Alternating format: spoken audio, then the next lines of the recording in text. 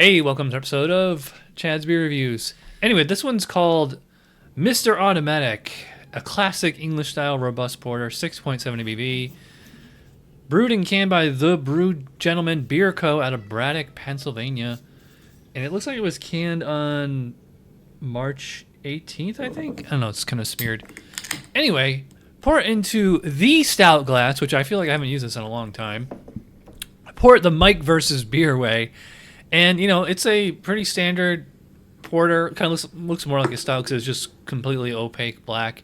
When I poured it, you know, obviously you can see it got a big, I don't know, two finger kind of brown foam, but it has fizzled away. If I give it a quick swirl, we get a little bit back, but let's see how it smells. Okay, yeah, so like this is the difference between porters and stouts right here. It says like a fruity kind of aroma, a little bit of black licorice. It has like kind of a confectionery smell, kind of like a caramel or toffee, something like that. Make your own ice cream sundae bar, as I always call it. Okay, it has like an essence of coffee, kind of like the way Guinness does, but I would not call it like a roasty beer. I actually get quite a bit of hops in here too. It's like maybe a little bit citrusy, a little piney, which is interesting because they're calling this an English style porter. And to me, just off the nose, it smells like an American porter. Yeah, a little black licorice in there too. All right, let's see if it tastes as good as it smells. Cheers.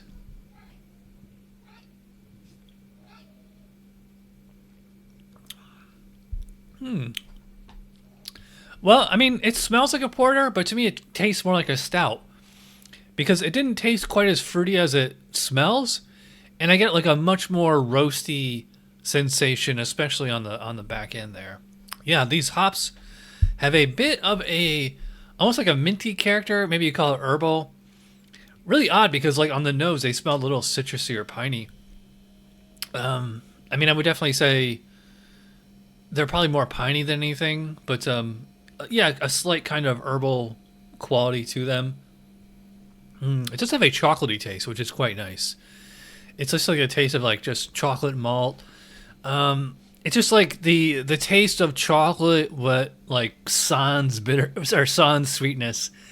It doesn't taste like like chocolate syrup or something like that. I mean, maybe you could say like dark chocolate or something, or like baker's chocolate. It does have a bit of a nutty quality as well. When I think English style porter, the first thing that comes to mind is Sam Smith's Tatty Porter. Fuller's London Porter is a good one too. I'm trying to think of like what other English porters. I mean, I did a whole Tuesday night beer school on it, which I'm sure is linked up there somewhere. So be sure to check that one out if you haven't already. Mouthfeel on here is actually kind of thin, which is a little disappointing. I mean, it's not a huge beer. It's 6.7.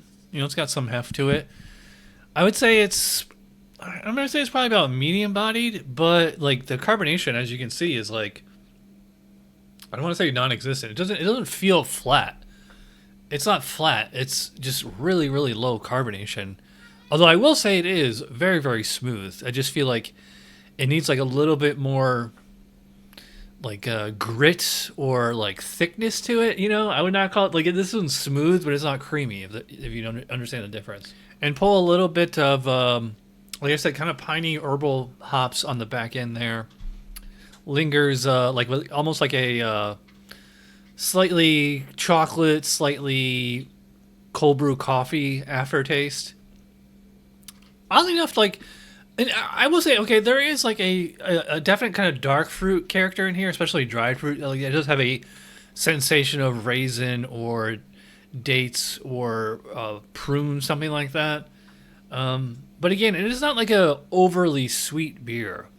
I'll just say like this is like I'd say it's a pretty good American attempt at a English style porter. I mean, if we went side by side with Tatty Porter. Like there's no competition there. What's odd is that for only 6.7, I'm actually getting like a little bit of alcohol warmth on this one. I mean, it's not like Goose Island Bourbon County, anything like that. You know, it's just I'm just surprised that I'm getting it considering the low potency. Although I will say what's nice is that I'm not getting any like diacetyl or anything like that. Although it doesn't have the same English yeast esters and like terroir character that you would get from an actual porter from England or the UK or whatever. Before we get into the rating, gotta plug Tavour. This was fairly cheap, I believe. I like the slim 12-ounce Red Bull style can. I would prefer a full pint can though. So if you want to sign up Tavour, use that referral code and that gets you $10 off. Alright, so my score for the Mr. Automatic. It's good. It's not great. I like it. It has its flaws. Although, I mean, I'm definitely going to give it an enthusiastic thumbs up. As far as score, I think I'm going to go about, 7.5 is fair on this one. You know, it's good, very good, I would probably even say. It's just, it's just far from perfect, and it's just like it's kind of missing a little bit of a wow factor. It's like it's a nice factor, I would say. Yeah, this is a nice beer. It just doesn't wow me. So yeah, 7.5 for Mr. Automatic. All right, if you watched all the way in, you're awesome.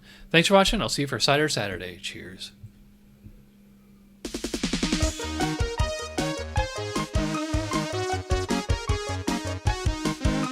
Somebody brewed it. Chad just reviewed it. Thanks for watching Chad's Beer Review. Trust me, the next episode will be a lot better.